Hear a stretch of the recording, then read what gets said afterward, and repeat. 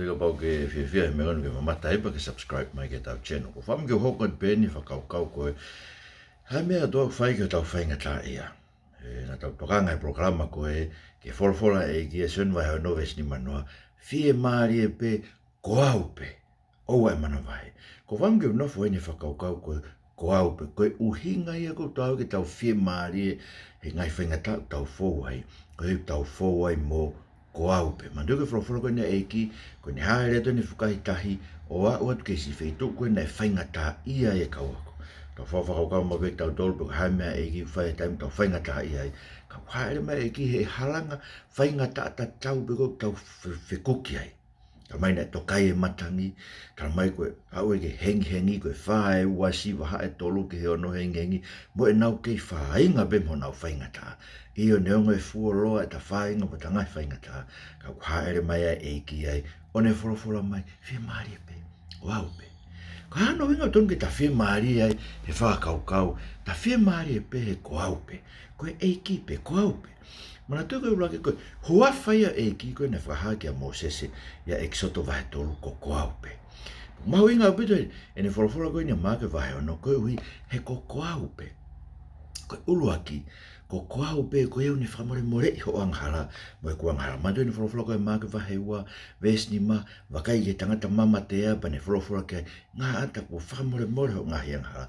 Pau ke Kristiani koe, ka pau ke tui ke he eko Sisu Kraisi, ka pau ke ilo ho whakamo ui, mao he ne pe kia he kolosi, whakatonu hia hei tau tolum he tau tui. Ka ngai Faingata'a ko ke tau mo ui ai koe tau te ai, e ko os whakamore more e eiki ia, e tau ngahi anghala, iyo mon beu, tun bei tau whakatomala, me tau kore whamore more, ka ke ilo, koe mesi ai eiki, o whaima tau tolu tau ngai Faingata'a, kono wa, mo ilo, ko koau pe, whia maari e pe koau pe, he ko koau koe ni wholawhola, ai ni ko wholawhola mai tau ngai Faingata'a, koe ai une usanga ia hai e te volo, koe ke pure te volo ko ngai Faingata'a, koe koe ia une tukuangi ho ngai Faingata'a ke hau tala mai Jesu no si hai e ia toa koe ni, ma ke vai tolu vesu ofi, tala hei lawa ta ke hu ke whare wa toa o vete e ne koloa, kai oua mua ke hanga hai ai fu toa koe ni, ai sanga e kia hai a setani. Ia ka paten tuang hango fu a setane ke ne whaha kovi ke te tau tolu ka koe eiki pe ia okpure. Ko ano tolu, whia maari pe koau pe, ko koau en koe nane hanga whaka nonga e matangi, ko koau en koe na nau pehe koe he nau wholau he waka, o ikai toka ngai ko nau tu tamaki, ko koau e whia maari pe koau pe, he koau nane aha ke koe lolome matangi o ne pehe ke tahi, longoa oue mamo ingu pe a tā lolo e matangi, pe a hoko e tofulai. Ko koau ia koe ni wholawhola mai i o rototonga ngai Faingata'a. Whia maari e pe koau pe ko lava lo lomi ngai Faingata'a koe ni. Kai ngatai whika wha. Koau pe, ko koau e ni koe nei whakaongo ke fu konga kau e te volo. Mantu e risione, nau kore fu risione ke eiki, ke tuke nau huke whangapuaka, pe tuang he eiki, ma ke vai ni mawe song fuke tātou, pe tuang he eiki ke nau huke iyo. Ko si su ne hae te volo, ko si su ne pure e te volo, koe ke pure te volo e ko tau ngai Faingata'a, koe ke pure e ke tau mo i kono ni ma.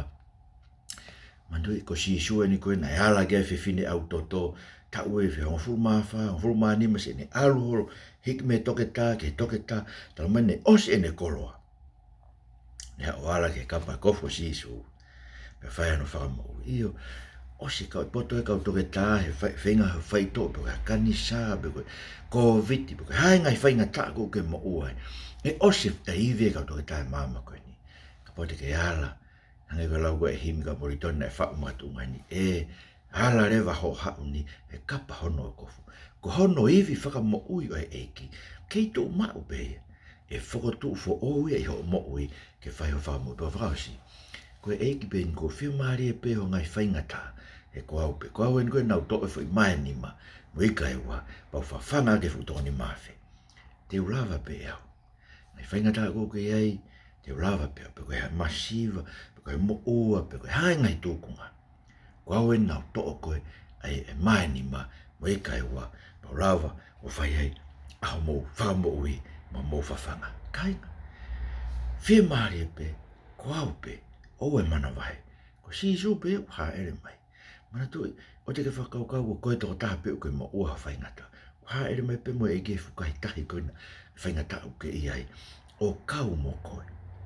O heka ki he waka, mo tuku mena e hoke, nane heka ki he waka, pe tala mai, nei tā lolo rewa ai matangi, he ko koau e utau kau, whi maari e pe, koau pe, o e mana vai, koau pe na whamore more ho anghala, koau pe ko sianga hae te volo, koau pe ko lawa wholofola ke matangi mo e tahi, nonga pe longoa, whakaongo e te volo e mane fukonga kau risi one, ke re ho nau hau, koau pe na hanga whanga di motolo, a ke foi mai ni ma mo i kai waka no kau ke pehe e tau fie maari i he mao e ko si su kraisi ke tau fou i he vai mo e loto afi kai asiri ene piki mo fa veda ia si su ko koe e si su kraisi mo fa mo amen.